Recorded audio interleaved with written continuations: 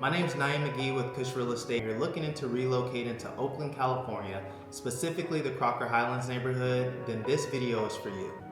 And make sure not to leave early. By the end of this video, I'm going to give you access to a free Crocker Highlands home buyer's guide that's going to have a lot of the insights that we talked about today and some more free tips and resources that can help you be successful to transitioning into this neighborhood.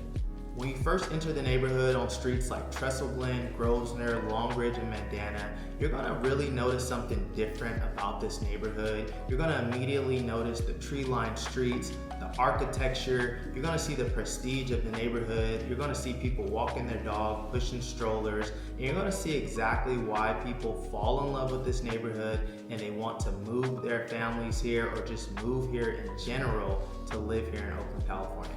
One of my favorite things about Crocker Highlands is it isn't just a beautiful neighborhood, it actually has a story.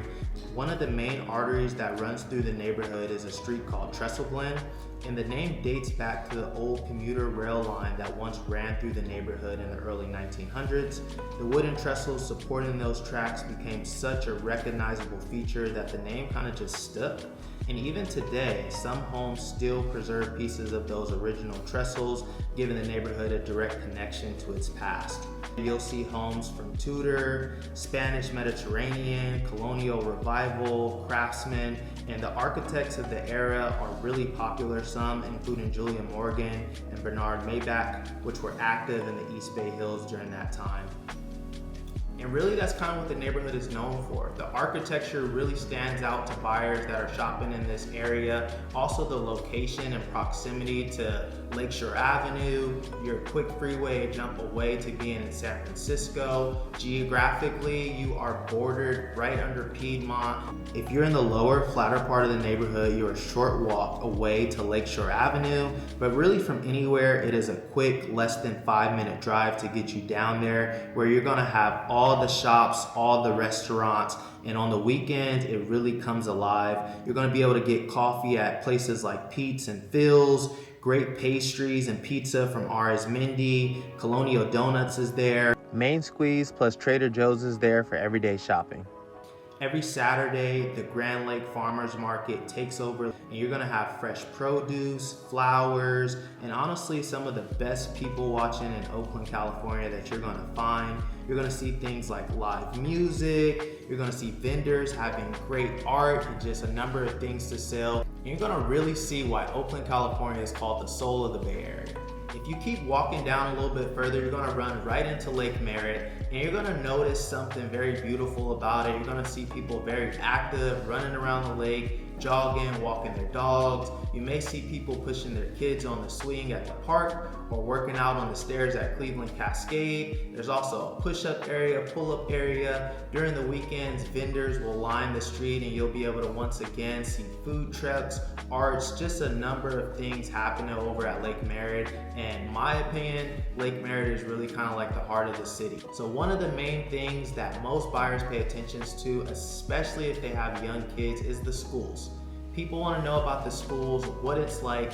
Crocker Highlands Elementary School is rated a 9 out of 10 on betterschools.org, and a lot of people love sending their kids there. One of the things I love about Crocker Highlands Elementary School is on the weekends, you'll see a ton of families on the playground playing with their kids as if it's open. It's really just a sense of community about the neighborhood, and people go to the school often just to congregate on the playground. Edna Brewer Middle School is rated an 8 out of 10 on betterschools.org, and then Oakland High School is the high school that routes to the neighborhood, and it's rated a 4 out of 10 on betterschools.org.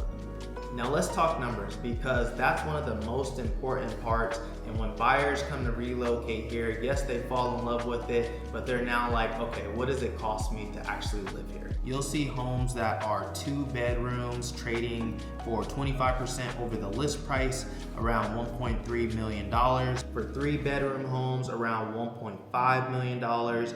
And 4 bedrooms, larger homes are gonna cost you a median of $2.1 million or more. So one of the things that shocks a lot of buyers when they relocate to Oakland and they're looking specifically in this neighborhood is really understanding how competitive it is to be in this neighborhood. There are a ton of buyers and there's never enough inventory. So it makes things really competitive. Homes sell well above 25-30% over the asking price. In majority of the times, there's multiple offers on the table, making it very competitive to get the home that you do want. Though the neighborhood is beautiful, it has a ton of prestige, architecture, and a number of pros, there are some cons to it as well. And with these older homes built in the early 1920s through 1940s, they're also going to come with older problems. So that's one of the things you got to pay attention to when reviewing the disclosure packet and looking into the home, because a lot of the times you're going to find things like knob and tube in the electrical wiring, older furnaces, older roofs, older, weaker, more crumbly foundations is what you'll notice home inspectors say typically in the home inspection reports when they're looking at the foundation on these homes.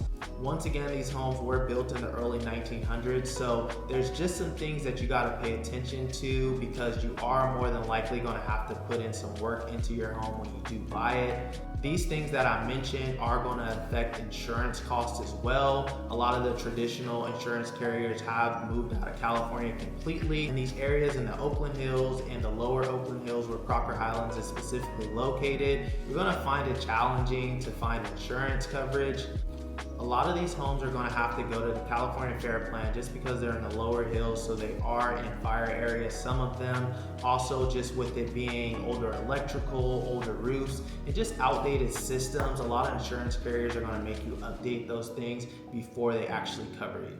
Hopefully this video was helpful. If so, please like it, comment. If there's anything that I left out and you live in the neighborhood, please drop a comment that you think may be helpful for buyers that are looking to relocate to Crocker Highlands specifically. Share it with somebody that you may know as well that's looking to relocate here to Oakland, California. I help families all the time relocate to Oakland, specifically in this neighborhood. I'd love to be a resource for you. If any questions weren't answered, feel free to contact me. My information is in the description link below. You can also download my free Crocker Highlands Buyer's Guide, which is in that link description as well. And hopefully it just will continue to be a resource for you in the meantime. Until next time, take care.